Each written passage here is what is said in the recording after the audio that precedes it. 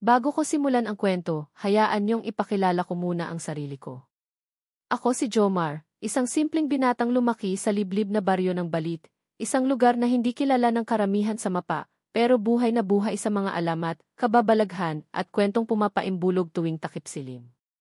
Sa aming baryo, ang araw ay maikli, ang gabi ay mahaba, at ang katahimikan ay may kasamang buntong hininga ng mga lihim na hindi basta-basta ibinubunyag. Sa kabila ng takot at kababalaghan sa paligid, may isa akong dahilan kung bakit naging makulay pa rin ang aking kabataan, ang matalik kong kaibigang si Ramil. Si Ramil ay hindi perpekto, pero siya ang tipo ng kaibigang hindi ka iiwan sa gitna ng unos. Mula pagkabata hanggang sa aming pagtanda, sabay kaming lumaki, naglaro sa palayan, nang huli ng palaka, nagtampisaw sa sapa, at minsan pang ang nagtago sa puno ng mangga tuwing may bagyo, dala ang inaamag naming gitara at lata ng sardinas. Hindi siya matangkad, pero malakas ang katawan, palibhasa ay anak ng magsasaka. Matapang siya at laging handang makipagsuntukan kung kinakailangan. Ako naman kabaligtaran. Mahinahon, tahimik at mas pinipili ang diplomasya kaysa sigawan. Pero kahit magkaiba kami ng ugali, kami ang laging magkasama, sa mabuti't masama. Ang simula ng lihim ang simpleng buhay sa baryo ay puno ng ritual, tradisyon at paniniwala. Halimbawa, tuwing may bagong lipat sa baryo, kailangang magsabit ng bawang sa pinto. Tuwing full moon, bawal maglaba o magsampay ng puting damit. At kung makakita ka ng uwak na umiikot sa bubong ng kapitbahay, baka may mangyaring masama.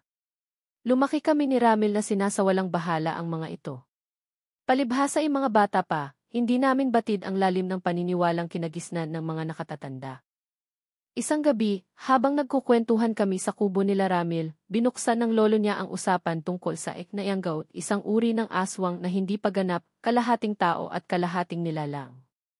Anya, ito raw ang pinakamapanganib sa lahat, dahil nasa gitna pa ng transisyon ang kaluluwa nito, hirap sa pagpigil ng sarili, kaya madalas sablay sa pag-atake. Napatawa si Ramil at nagsabi ng, kung totoo man yan, sana ako na lang ang nayanggaw. Mas exciting siguro yon. Sabay naming tinawanan ang biro. Ngunit kung alam lang sana namin na ang gabing iyon ang magiging hudyat ng isang pagbabagong hindi na maaaring balikan. Mga palatandaan lumipas ang ilang linggo at napansin kong may kakaiba kay Ramil. Dati-rati siya pa ang unang lalapit para mag-aya ng inuman o makipagbiruan sa kalsada. Pero ngayon, mas gusto niya ang mag-isa. Madalas siyang tulala, laging nagmamadali umuwi pagpalubog na ang araw.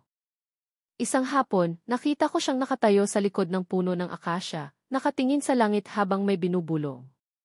Hindi ko marinig kung ano, pero parang orasyon. Niyakap ko siya sa balikat at tinanong kung ayos lang siya. Ngumiti siya, ngunit ang ngiting iyon ay hindi na ngiting kaibigan. Parang may nakatingin mula sa likod ng kanyang mga mata. Mula noon, dumalas ang kanyang pagliban sa mga simpleng lakad naming magkaibigan. Kapag tinatawag siya ng nanay ko para kumain, hindi siya sumasagot. Kapag binibiro siya ng mga tambay sa kanto, isang malamig na tingin lang ang ibinibigay niya. Ang aso at ang dugo isang gabi, bigla akong ginising ng iyak ng alagang aso namin. Nang tumingin ako sa labas ng bintana, nakita ko si Ramil na nakayuko sa tapat ng kulungan. May hawak siyang basang tela, at tila ba may sinasalin mula sa isang garapon. Lumapit ako, saka ko lang nakita ang dugo ang katawan ng aso. Patay na. Ramil, sigaw ko. Napalingon siya, tila nagulat. Walang imik, tumakbo siya palayo. Kinabukasan, dumating ang barangay tanod. Marami raw alagang hayop ang bigla na lang nawawala. May mga manok na walang ulo, baboy na gutay-gutay ang tiyan, at mga bakas ng paa sa putikan na hindi makilala kung hayop o tao. May isa pang matandang babae sa baryo, si Aling Estrella, na nagsabing may nayanggaw sa atin. Isa sa mga kabataan ang dinapuan. At kapag hindi natin siya naagapan, buong baryo ang madadamay. Paghahanap ng lunas noong araw na iyon, pinuntahan ko si Ramil sa kanilang bahay. Pinilit kong kausapin siya. Ayaw niya akong kausapin, pero sa bandang huli ay bigla siyang lumuhod at napaiyak. Hindi ko na alam kung sino ako, Mar. May mga boses sa ulo ko. May gusto silang ipagawa sa akin, Anya. Hindi ko na napigilan ang sarili ko. Niyakap ko siya, kahit malamig ang balat niya.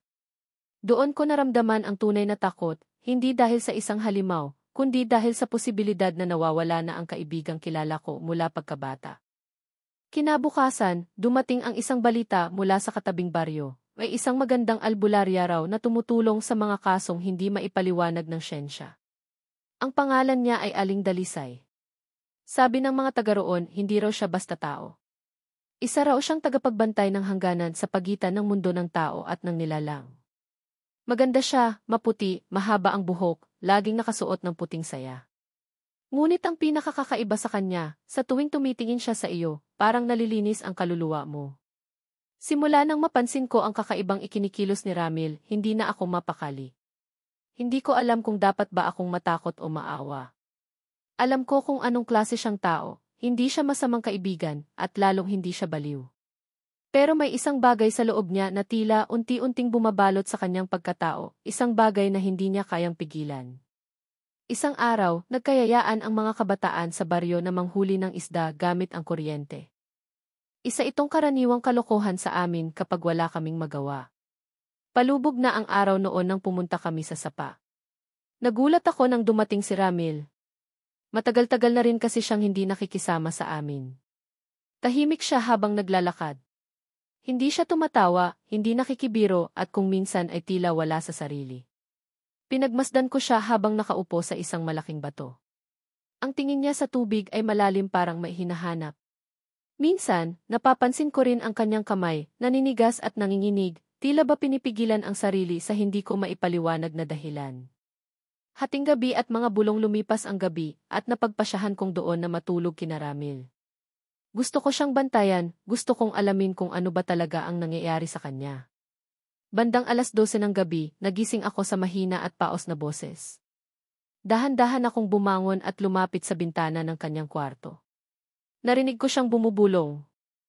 Pero hindi siya nagdarasal. Parang orasyon, isang matandang wika na hindi ko maintindihan. May hawak siyang isang maliit na bote na tila gawa sa bungo ng hayop. Nilalagyan niya ito ng likido na galing sa supot. Amoy dugo. Mabilis akong umatras. Tila nanigas ang aking katawan sa nakita. Hindi ko alam kung lalapit ako o tatakbo. Bigla siyang tumayo. Dumiretso siya sa bintana at tumingin diretso kinaroroonan ni. Wala siyang sinabi, pero ang mga mata niya ay hindi na mata ng kaibigan. Pula. Mapula. May kirot ng galit, gutom at pagkalito. Hindi ko ginusto to, Marv, mahina niyang bulong. Pero wala na akong magagawa, takot sa katahimikan kinabukasan, hindi ako mapakali. Dinalaw ko si Aling Estrella, ang matandang hilot at tagapagbantay ng mga kwento sa aming baryo. Alam kong hindi siya basta naniniwala sa sabi-sabi. Kaya nang tanungin ko siya tungkol sa mga palatandaan ng isang nayanggaw, hindi siya nag-alinlangang sumagot. Ang nayanggaw, Jomar, ani Aling Estrella, ay hindi pa ganap na aswang. Nilalang siya ng gitna, taong sinaniban pero may natitirang kaluluwa. Pero habang tumatagal, unti-unti siyang kinakain ng kagutuman hanggang tuluyang mawala ang kanyang pagkatao. Pwede pa ba siyang iligtas, tanong ko. Pero mahirap. Kailangan ng taong may malinis na puso at malakas na espiritu, isang albularya na may kakayahang pumasok sa loob ng kanyang diwa. Binanggit niya ang pangalang matagal nang hindi nababanggit, Aling Dalisay, isang albularyang sinasabing pinili ng mga espiritu ng kagubatan. Matagal na raw itong hindi nagpapakita, pero kung sino man ang may kakayahang tumubos sa isang nawawala sa sarili, siya raw yon. Paglalim ng gabi dumating ang gabi at muli akong nakitulog kay Ramil. Gusto ko siyang bantayan kahit na may takot na akong nararamdaman. Matapos ang hapunan, agad siyang pumasok sa kanyang kwarto. Ako naman ay nakaupo sa salas, kunwari nanonood ng TV, pero ang totoo'y pinakikiramdaman ko ang kilos niya. Bandang 12:00, narinig ko na naman ang mahihinang yabag. Dahan-dahan siyang lumabas ng bahay. Sinundan ko siya.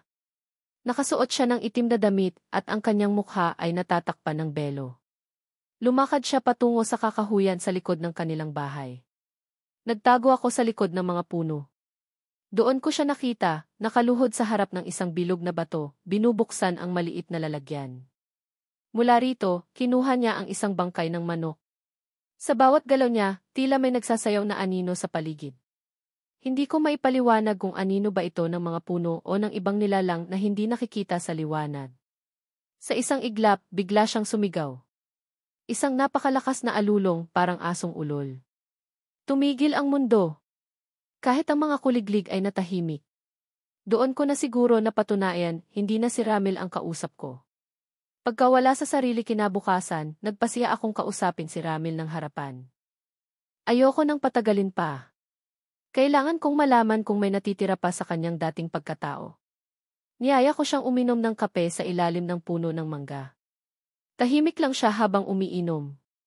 Tinanong ko siya ng diretsyo, Ramil, ano ba talaga ang nangyayari sa iyo? May kailangan ka bang sabihin? Gusto mo bang tulungan kita? Hindi siya agad sumagot. Umiling siya. Maya-maya ibigla siyang umiti, pero hindi ito ngiting pamilyar. Minsan kailangan mong tanggapin ang kapalarang ibinigay sa'yo, Jomar, anya. Kahit pa ito'y sumpa. Sumpa? May kumuha sa akin isang nilalang matagal na siyang naghahanap ng tagapagmana. Ako ang napili. Hindi ko na siya matanggihan. Hindi ko na siya kayang labanan. Ramil, kaibigan kita. Gagawa ako ng paraan. May albularya, si Aling Dalisay. Hanapin natin siya. Biglang nanigas si Ramil. Para bang nagalit ang kung sinuman ang nananahan sa kanya. Hindi mo siya dapat hanapin. Kapag dumating siya mapipilitan akong lumaban. Doon ko napatunayan na may natitira pa ring si Ramil sa loob ng kanyang katawan. Ang mismong kaluluwa niya ang nagbabala sa akin, hindi para pigilan ako, kundi upang bigyan ako ng oras, bago siya tuluyang mawala. Huling sulyap ng kaibigan bago kami maghiwalay, humarap siya sa akin at sabing, kapag bumalik ako sa anyo kung hindi mo nakilala, huwag kang matakot, Jomar. Dahil kahit kailan, kaibigan mo pa rin ako. Umiyak ako. Hindi ko na napigilang yakapin siya. Sa yakap na yon, naramdaman ko ang init ng kanyang katawan, pero may halong lamig, parang may dalawang nilalang sa loob niya.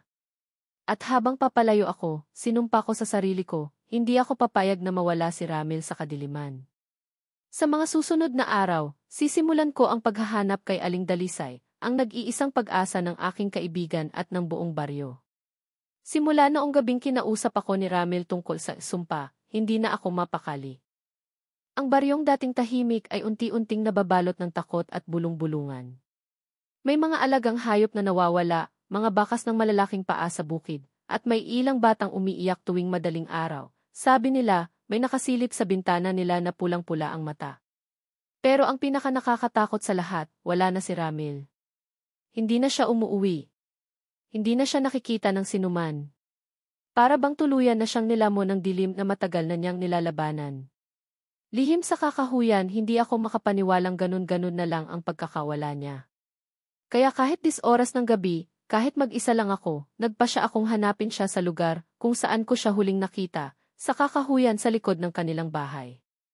May dala akong flashlight at kutsilyo, hindi para makipaglaban, kundi para pangdepensa kung sakali. Tahimik ang gabi. Wala ni isang huni ng kuliglig. Parang patay ang hangin. Pagdating ko sa gitna ng kakahuyan, napansin ko ang mga marka sa lupa. Bilog, may mga simbolo sa paligid, at sa gitna nito ay may natuyong dugo. Napalunok ako. Alam kong ritual yon, at malamang, isa si Ramil sa ginamit o gumanap sa ritual na iyon. Maya-maya, nakarinig ako ng kaluskos. Paglingon ko, may aninong mabilis na tumakbo sa gilid ng mga puno. Sinundan ko ito hanggang sa isang kuweba sa ilalim ng isang malaking ugat ng puno ng balete. Pagpasok ko sa loob, hindi agad ako nakakita. Ngunit sa sandaling gumana ang liwanag ng flashlight, namutla ako sa nakita ko. Ramil. Pero hindi na siya si Ramil ay nakaupo sa gitna ng kuweba. Pero hindi na siya ang Ramil na kilala ko. Ang balat niya ay maputla, halos kulay abo. Ang mga kuko niya ay mahaba at matutulis, at ang mga mata niya ay pulang-pula, parang apoy na may buhay. Tumayo siya nang makita ako. Tumitig siya sa akin ng matagal. Walang imik. Sa likod niya ay may mga bangkay ng hayop, duguan, halos gutay-gutay. Ramil, mahinang sambit ko. Alis ka na, Jomar, anya, pero ang boses niya ay may dalawang tunog, parang may kasabay na ibang boses na mas malalim, mas malamig. Kaibigan mo ako. Tutulungan kita, sagot ko. Ngunit sa isang iglap, tumakbo siya palapit sa akin, mabilis, parang hayop. Itinulak niya ako at tinutukan ng kuko sa leg. Nanginginig ang kamay niya. Tila pinipigilan niya ang sarili. Umalis ka na bago ko pa to hindi mapigilan, sigaw niya. At doon ko na nakita, si Ramil ay wala na sa kontrol ng sarili niya. Tuluyan na siyang nasaniban. Ang unang pag-atake kinabukasan, nagkagulo sa baryo. Si Mang Cardo, ang matandang magbubukid, ay natagpo ang wala ng buhay sa tabing ilog. Wala na ang laman loob, ang mata ay nakadilat, at ang bibig ay puno ng putik at balahibo. Ayon sa ilang nakakita, may nilalang na dumaan sa likod ng bahay ni Mang Cardo. Matangkad, payat, nakayuko, mabilis kumilos. Nagtakbuhan ang mga tao. Ang ilan ay nagsabing baka aswang. Pero ako, alam ko ang totoo, si Ramil yon. Pagpupulong ng baryo na bahala ang mga matanda ng baryo. Isang pagpupulong ang ipinatawag. Lahat ng residente ay pinakiusapang dumalo. Doon, si Aling Estrella ang nagsalita. May nilalang sa ating paligid. Hindi ito ganap na aswang pero hindi na rin tao. Isa siyang nayanggaw at kung hindi tayo kikilos ngayon, darami ang kamatayan. Nag-alok ng tulong ang ilang kabataang lalaki para magbantay tuwing gabi. Ang ilan ay may hawak na sibat, bawang at mga anting-anting. Pero para sa akin, alam kong hindi sapat ang lahat ng ito. Hindi armas ang kailangan ni Ramil. Tulong. Ritual. Pagtubos. At sa pagkakataong iyon, tumindig si Aling Estrella. May isa tayong pwedeng lapitan. Si Aling Dalisay. Siya lamang ang makakagamot sa nayanggaw. Muling pagkikita ngunit bago pa kami makapaghanda sa paglalakbay para hanapin si Aling Dalisay, may isa pang gabi ng lagim. Habang nagbabantay ang ilang kabataang lalaki sa kanto, may isang nilalang ang sumulpot mula sa kakahuyan. Mas mabilis pa sa hangin. Tumalon mula sa bubong, hinablot ang isang lalaki at winasak ang leg nito sa harap ng lahat. Sigawan. Takbuhan. Putok ng baril. Pero wala ni isang nakatama. Ako mismo ang nakakita sa kanya, si Ramil, nakaluhod sa katawan ng biktima, habang nilalamas ang dugo at inaamoy ito. Hindi niya ako pinansin. Pero bago siya tumakbo paalis, sumulyap siya sa akin. At ngumiti. Hindi ko alam kung anong ibig sabihin ng ngiting iyon, pang-uyam ba, o huling paalala ng kanyang natitirang katauhan. Desperadong panalangin pag-uwi ko ng bahay, nanalangin ako ng tao sa puso. Hindi ako relihiyoso, pero sa gabing iyon, humingi ako ng tulong, sa Diyos, sa mga ninuno, sa sinumang pwedeng makarinig. Kung may natitira pang kabutihan sa kaibigan kong si Ramil, kung may paraan pa para iligtas siya, dalhin niyo po sa amin si Aling Dalisay. At tila dininig ang dasal ko. Kinabukasan, isang karwaheng kalabaw ang dumating sa baryo. Bumaba ang isang babae, maputi, mahaba ang buhok, nakasuot ng puting saya, may hawak na tungkod na may palamuti ng dahon ng sambong. Tahimik ang kanyang mga mata, pero may taglay na kapangyarihang hindi kayang ipaliwanag ng kahit sinong tao. Siya si Aling Dalisay. Simula ng pag-asa hindi siya nagsalita agad. Tumingin siya sa paligid, saka inilagay ang isang dahon sa lupa at binigkas ang mga katagang, narito ang kadiliman. Pero may kaluluwang ayaw pang bumitiw. Kailangan ko ang tulong ng kaibigan niya upang siya'y mabawi. Lumapit siya sa akin. Ikaw si Jomar. Ang huling tali sa pagkatao ng iyong kaibigan. Napaluha ako. Hindi ko na napigilan ang emosyon. Tulungan niyo po siya. Kaibigan ko iyon. Kahit anong gawin niya hindi siya halimaw. Tumango si Aling Dalisay. Pero sa gabing ito hindi siya ang haharap sa inyo. Ang pagkamatay ni Mang Cardo at ng binatang tanod ay tila huling babala sa baryo namin. Hindi na ito basta kwentong kababalaghan. May totoong panganib. Isang nilalang ang naglalakad sa gabi. At ang mas masakit sa lahat, isa ito sa amin. Sa gitna ng kaguluhan, nagbalik ang pangalan na matagal ng tila alamat lang sa tenga ng marami, Aling Dalisay. Pagdating sa baryo umaga ng ikalimang araw matapos ang huling pag-atake, dumating siya. Walang kasamang banda o pasabi. Dumating siya sakay ng karwaheng hinihila ng isang kalabaw, parang ordinaryong matanda mula sa malalayong bundok. Ngunit sa unang sulyap pa lang, alam mong hindi siya karaniwan. Maputing-maputi ang kanyang balat, parang hindi nasisikatan ng araw. Mahaba ang buhok niya, kulay abo pero makintab, nakalugay hanggang baywang. Nakasuot siya ng lumang puting bestida na tila gawa sa abaka. May hawak siyang tungkod na kahoy, puno ng ukit at balot ng tuyong dahon ng sambong at banaba. Tahimik ang buong baryo habang bumababa siya sa karwahe. Walang nagsalita ni kumibo. Lahat ay tila biglang nawala sa sarili, na hipnotismo ng presensyang dumating. Ang lihim sa likod ng albularya, sabi ng matatanda, si Aling Dalisay ay isa raw sa huling tagapagbantay, mga babae o lalaking isinumpa ng mga diwata upang maging tulay ng mga kaluluwa. Pinapasa nila ang bigat ng daigdig ng tao at ng espiritu. Hindi siya basta albularya.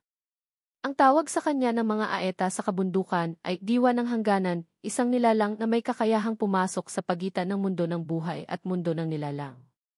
May nagsabing siya raw ay isinilang ng isang duwending matanda at isang babaeng taong lupa. May nagsabi rin na sa tuwing tumitingin siya sa mata ng tao, nababasa niya ang laman ng puso. Walang nakakatiyak kung sino siya talaga, pero isa lang ang malinaw sa mga naninirahan sa baryo, siya lang ang pwedeng tumulong kay Ramil. Pagharap sa Aling Dalisay pagkababa pa lang niya sa karwahe, tumingin siya sa akin. Diretso sa mata. At para akong nahubara ng buong pagkatao ko. Ikaw si Jomar. Kaibigan na nilalang na ngayon nahulog sa gutom. Tumango lang ako, hindi makapagsalita. Nanginig ang tuhod ko. Hindi dahil sa takot, kundi dahil sa damdaming tila may binuksan siyang pinto sa puso ko.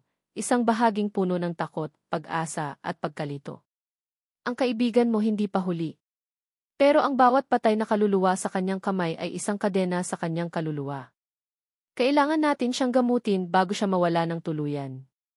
Ano ang kailangan nating gawin, tanong ko. Hindi natin kundi ikaw, sagot niya. Ang tibay ng pag-ibig mo sa kanya bilang kaibigan ang magiging mitsa ng kanyang kaligtasan.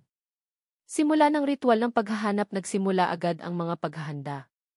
Sa gitna ng baryo, sa ilalim ng isang matandang balete, itinayo ang pusod ng ritual, isang bilog na altar na gawa sa abo, asin, langis ng niyog, at ugat ng halaman. Sa gitna nito ay inilagay ang isang banga na may lamang tubig na kinuha mula sa tatlong magkakaibang ilog. Dito, binigyan ako ni Aling Dalisay ng kulay gintong sinulid. Sabi niya, ito raw ang magiging koneksyon ko kay Ramil, tanging ang sinulid na ito ang kayang umabot sa kanyang nawawalang kamalayan. Pero tandaan mo, Jomar, anya. Sa tuwing papasok tayo sa kanyang isipan, hindi lang siya ang sasalubong sa iyo. May mga nilalang sa loob niya, mga gutom, mga naiinggit, mga nananahan sa dilim. Kailangan mong manatiling matatag. Hindi ko maipaliwanag ang kaba ko. Para akong lalaban sa digmaang hindi ko nakikita. Pero ang alam ko lang, hindi ko kayang pabayaan si Ramil. Panimulang paglalakbay sa panaginip mula sa altar. Pinaupo ako ni Aling Dalisay sa gitna. Inutusan niya akong ipikit ang mata habang binibigkas niya ang orasyon ng pagbukas sa iloob, isang sinaunang wikang waring hindi Pilipino, hindi Kastila at lalong hindi Latin. Habang binibigkas niya ito, ramdam kong biglang lumamig ang paligid. Ang tunog ng paligid ay unti-unting nawala at ang pakiramdam ko'y para akong lumulubog sa dagat ng malamig na usok. Hanggang sa isang iglap, wala na ako sa altar. Ang mundo sa loob ni Ramil sa loob ng kanyang diwa, nakita ko ang isang lugar na para bang baryo rin, pero kulay abo ang lahat. Ang mga bahay ay sira-sira, puno ng mga kalansay. Ang langit ay walang araw. At sa gitna ng lugar ay may isang nilalang, si Ramil. Nakaupo siya sa isang luma at sirang duyan. Payat, halos butot balat. Nanginginig. Pero nang makita niya ako, napatayo siya agad. Jomar, anya, halos hindi makapaniwala. Paano ka nakarating dito? Andito ako para kunin ka, Ramil. Pauwi na tayo. Napaluha siya. Hindi ko na kaya. Sila ang may hawak sa akin. Hindi na ako pwedeng makalabas, biglang lumindol. Mula sa ilalim ng lupa, may mga kamay na umusli. Maitim, mahaba ang kuko, basa sa dugo. Sinubukang kunin si Ramil. Hinablot ko ang gintong sinulid mula sa aking bulsa at ibinalot sa kamay niya. Doon biglang sumigaw ang mga kamay, tila nasusunog sa liwanag ng sinulid. Doon ako natauhan. Totoo ang sinasabi ni Aling Dalisay. Ako ang tanging tulay ni Ramil pabalik. Pagbalik sa kamalayan nagising akong basang-basa ng pawis, nanginginig, halos mawalan ng ulirat. Napaluhod ako sa altar. Ito pa lang ang simula, Jomar, sabi ni Aling Dalisay. Ngayon alam mo na kung saan siya nakakulong.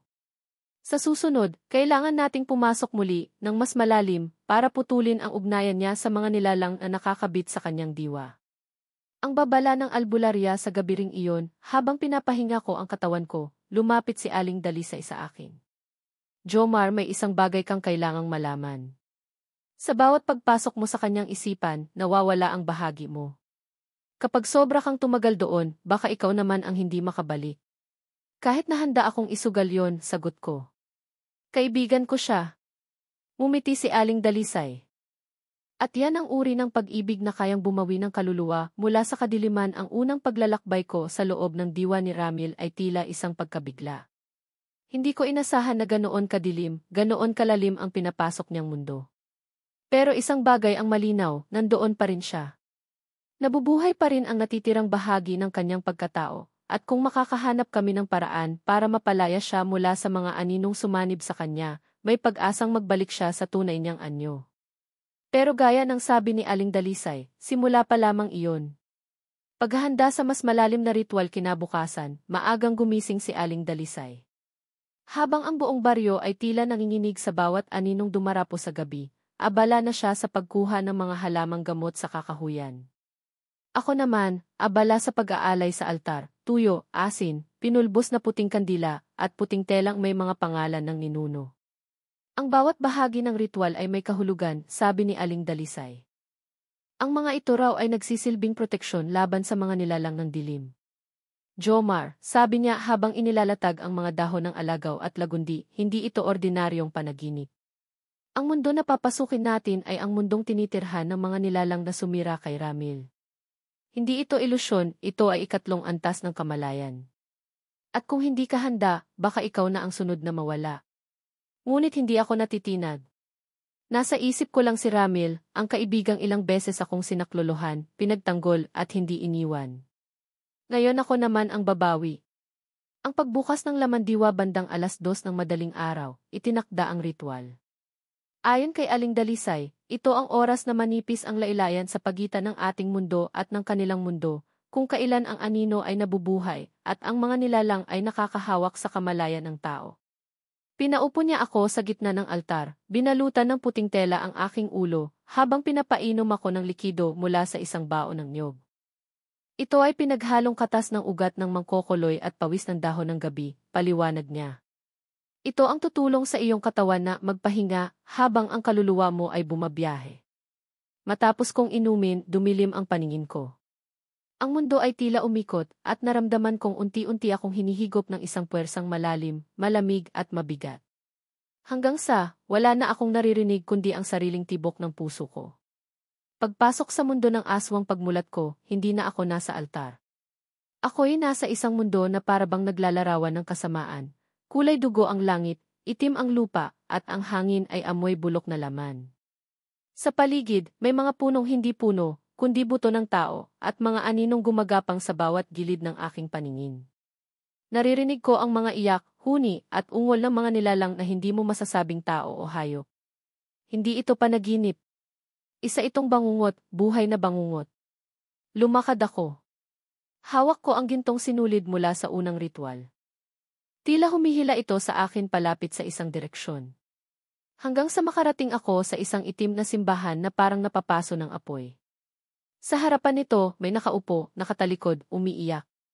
Si Ramil. Ramil at ang mga multo ng kanyang pagkakasala lumapit ako. Umupo sa tabi niya. Hindi ko agad nagsalita. Pinakiramdaman ko lang ang bigat ng kalungkutan sa kanyang balikat. Bakit ka bumalik? Tanong niya, halos pabulong. Para kunin ka.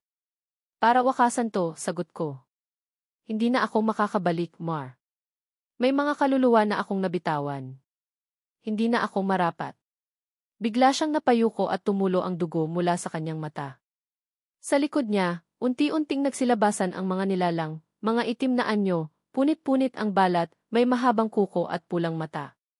Sila ang mga pinatay ko. Sila ang bumalot sa akin.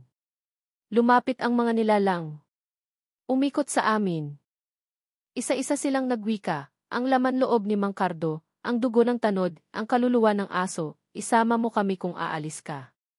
Hinawakan ko ang kamay ni Ramil at itinali ang gintong sinulid sa kanyang pulso. Sa isang iglap, nagliwanag ito. Napasigaw ang mga nilalang.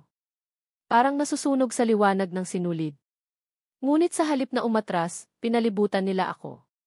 Ang halimaw mula sa simbahan, may isang nilalang na lumabas, pinakamalaki, pinakapangit. Anim ang mata, naglalaway, may mga pakpak ng paniki. Ito ang tunay na aswang, ang sumanib kay Ramil, ang ugat ng kanyang sumpa. Hindi mo siya maaalis sa akin, sigaw nito. Hinila nito ang sinulid. Napunit ito. Nahila si Ramil palapit sa halimaw. Sumigaw siya, Jomar. Tulungan mo ako. Doon ko na naramdaman ang tunay na takot, hindi lang dahil sa halimaw, kundi sa posibilidad na hindi ko siya mailigtas. Pero sa likod ko, narinig ko ang boses ni Aling Dalisay. Jomar, sa bawat patak ng takot, may patak ng pag-asa. Ang pagmamahal ang liwanag. Itaas mo ang puso mo. Isang liwanag ang lumabas mula sa aking dibdib, tila hugis puso, apoy ng damdamin, liwanag ng pagkakaibigan. Humawak ako sa apoy at itinutok ito sa halimaw. Napasigaw ito. Napaatras.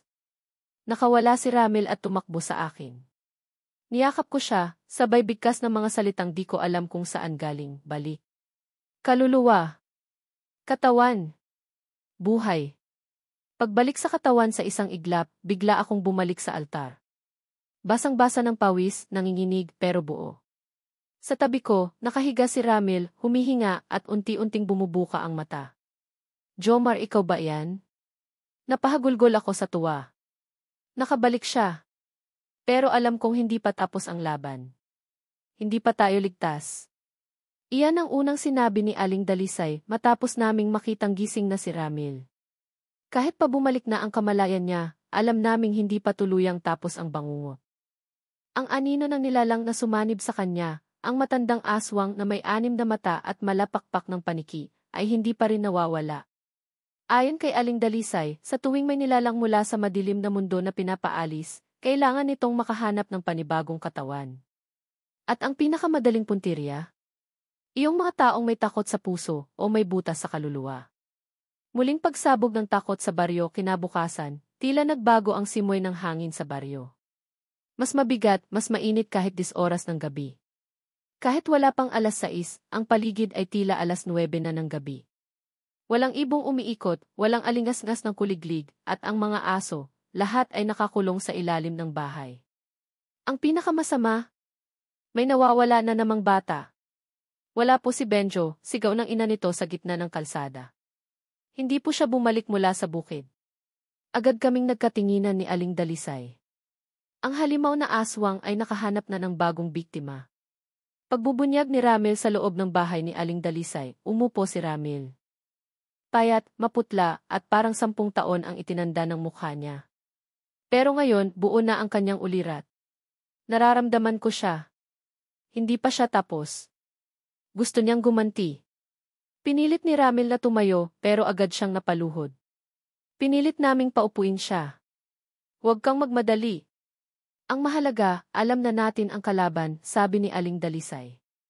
Dito niya ipinahayag ang tunay na nararamdaman, isang matinding galit at kahihiyan. Galit dahil ginamit siya bilang kasangkapan, at kahihiyan dahil ilang inosente ang nadamay.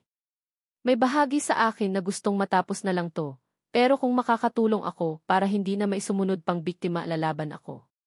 Ang paghahanda sa gabi ng bangungot ayon sa hula ni Aling Dalisay, ang nilalang ay babalik muli paglubog ng 3 araw mula sa pagbalik ni Ramil, isang gabi na may bagong buwan, kung kailan pinakamaitim ang langit at pinakamahina ang kalasag ng liwanag. Sinimulan naming palibutan ang bahay ng mga orasyon, asin, bawang, basag na salamin at itim na kandila. Ibinigay ni Aling Dalisay ang isang espesyal na panangga kay Ramil, isang kwintas na gawa sa tinga ng punong nara, may ukit ng anting-anting at dugo ng puting tandang. Ito ang panandaliang pananggalang mo. Pero ang tunay na laban ay nasa loob. Kung matalo kang muli, baka hindi ka na namin mailigtas. Ako naman ay binigyan ng itak, hindi panghiwa, kundi panhiwa ng espiritu. Gawa ito sa itim na bakal na hinulma gamit ang abo ng 7 albularyo. Sinabi niyang, kung ang nilalang ay tumawid sa pisikal na anyo, ito lang ang makakapatay sa kanya. Ang panimulang atake bandang hating gabi, habang lahat ay nagkukulong sa loob ng bahay, bigla naming narinig ang iyak ng isang sanggol sa labas.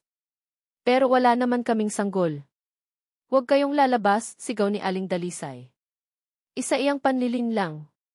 Bigla na lang tumahimik ang paligid. Sumunod ay may matinis na tawa, mahaba, pabaluktot, parang galing sa sirang tape recorder. Raamiil, lumapit ang isang aninong may hugis tao.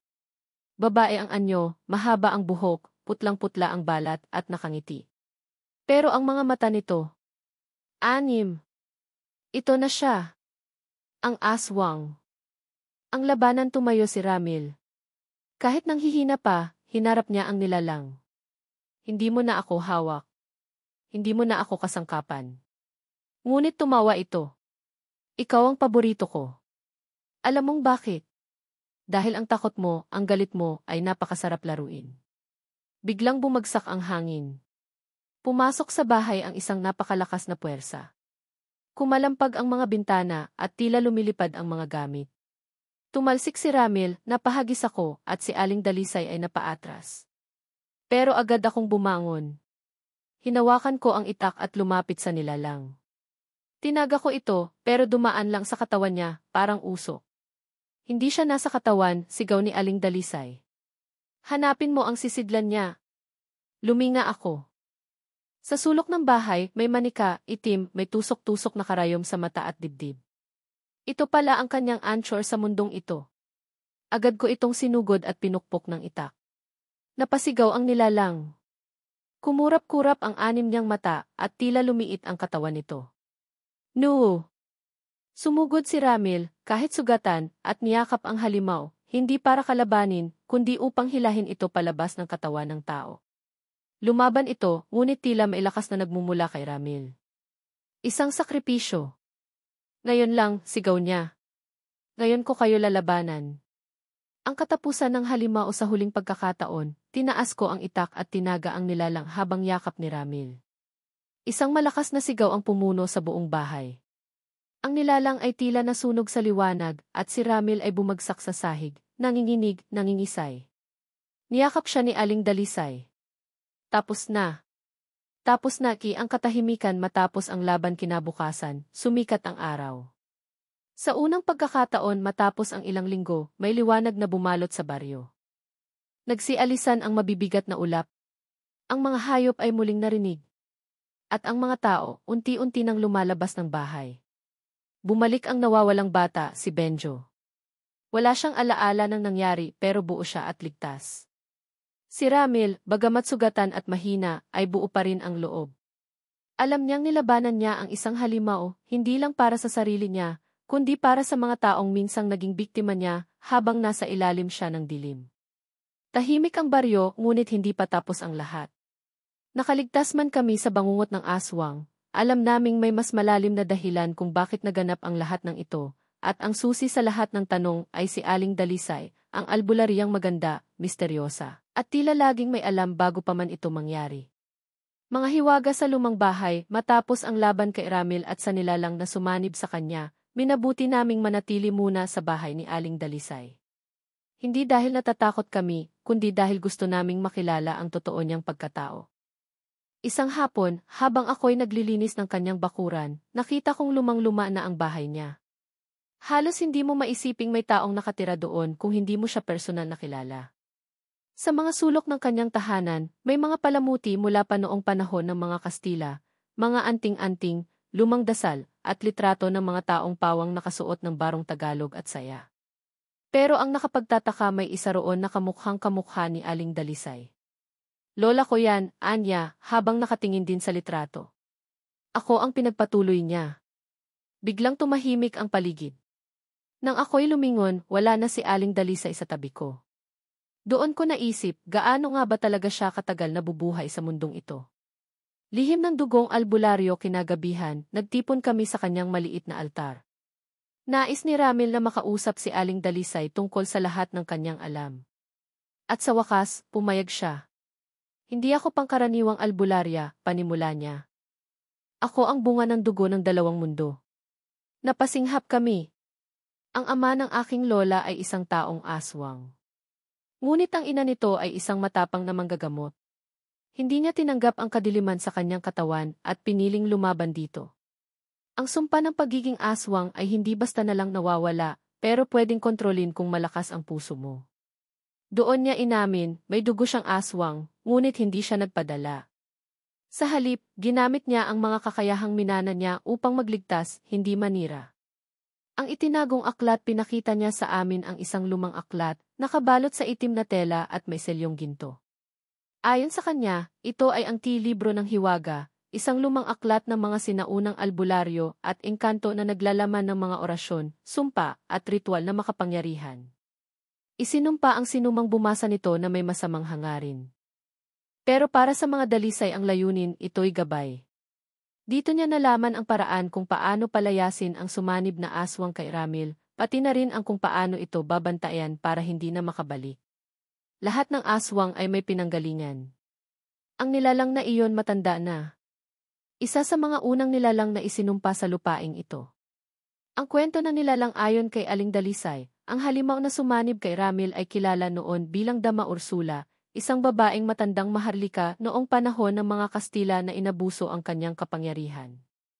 Isa siyang manggagamot din, pero ginamit niya ang kanyang kaalaman upang magbuhay ng patay, maningil ng kaluluwa at maghasik ng lagim. Nang malaman ito ng mga katutubo, isinumpa siya at ipinabaon sa ilalim ng lupa, kasabay ng isang ritual upang huwag na siyang muling bumalik. Pero nang magdaan ang panahon, nawala ang proteksyon sa lugar. Napabayaan ang lumang sementeryo, at sa paglipas ng henerasyon, unti-unti siyang bumalik sa anyo ng espiritu. At si Ramil ang naging bukas na pintuan. Ang papel ni Ramil dito namin mas naunawaan kung bakit si Ramil ang naging kasangkapan. Ayon kay Aling Dalisay, hindi lamang kahinaan o galit ang batayan ng pagpasok ng mga nilalang, kundi pati na rin ang kawalan ng gabay at proteksyon. Si Ramil ay nawala ng direksyon. Walang pananampalataya, walang gabay at walang paniniwala sa sarili.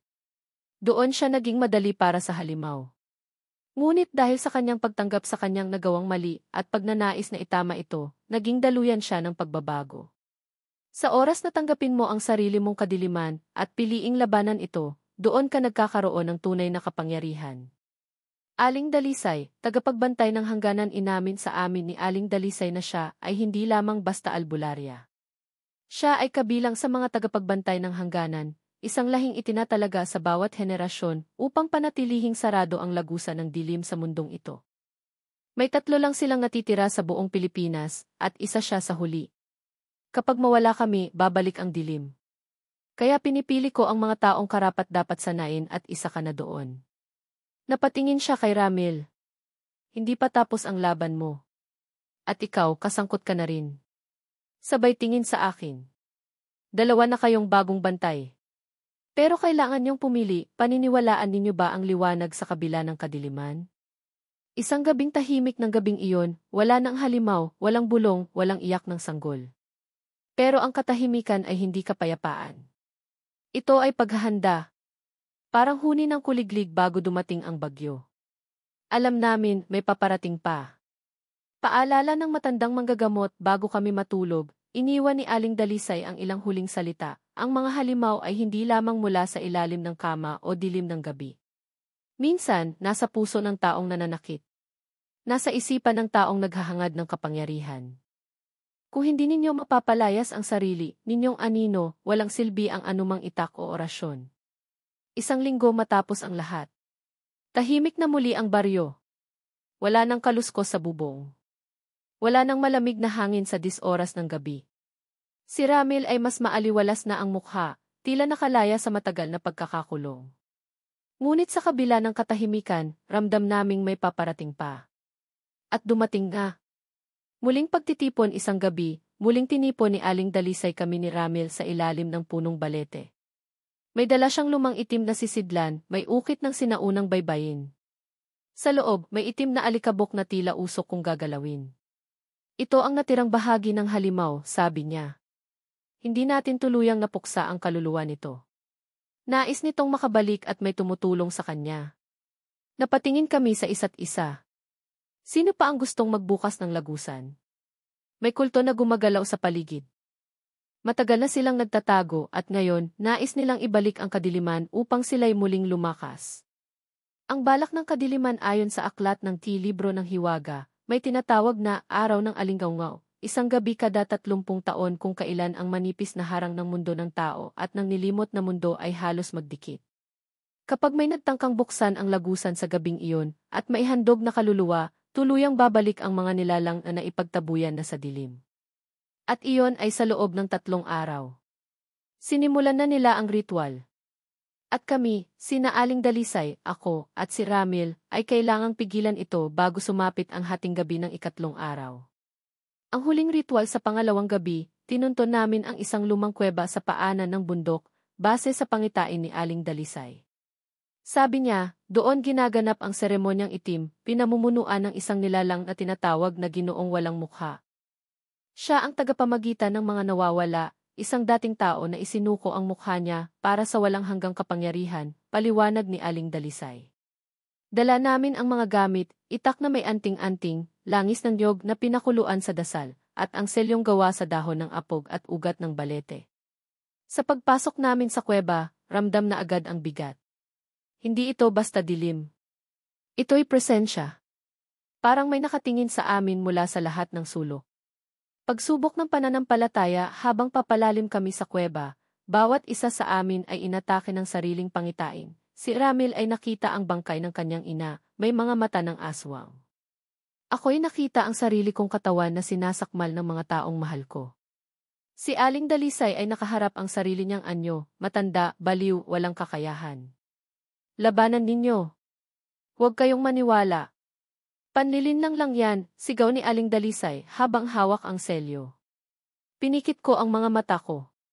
Sa isip ko, inulit-ulit ko ang mga dasal na tinuro sa amin. Sa loob ng ilang minuto, tumigil ang lahat ng ingay. Nakatayo na kami sa harap ng altar ng kulto. Ang Ginoong Walang Mukha sa gitna ng altar ay isang nilalang na nakaputi, mahaba ang buhok, ngunit walang mukha, walang mata, ilong o bibig. Puro balat lang. Sa tabi niya ay mga miyembro ng kulto, lahat nakatakip ang mukha. Hindi pa tapos ang lahat, sabi na nilalang, pero hindi sa bibig, kundi sa isipan ko. Dinala ninyo ang selyo, ngunit ang selyo ay walang silbi kung ang puso ninyo ay walang paniniwala. Tumawa ito, parang kulog sa ilalim ng lupa. Gumalaw ang mga anino. Umikot ang apoy. Bigla na lamang may sumulpot na mga nilalang, itim, mahaba ang kuko, may pakpak. Ang pagbabalik ay nagsimula na. At wala kayong magagawa. Ang labanang walang balik pinatibay ni Aling Dalisay ang paligid gamit ang orasyon. Kumislap ang selyo at bumagsak ang unang halimaw. Si Ramil ay humawak sa itak at tinaga ang dumadamba sa kanya. Ako'y ginamit ang langis upang sunugin ang balikat ng nilalang na sumusugod sa amin. Isa-isang bumagsak ang mga kalaban. Ngunit nang magsimula ng manghina ang proteksyon ng selyo, isang huling hakbang ang ginawa ni Aling Dalisay. Kailangan ko nang gamitin ang kaluluwa ko upang tuluyang maisara ang lagusan. Nagprotesta kami, ngunit ngumiti siya. Ito ang misyon ko. At ngayon, kayo na ang magpapatuloy.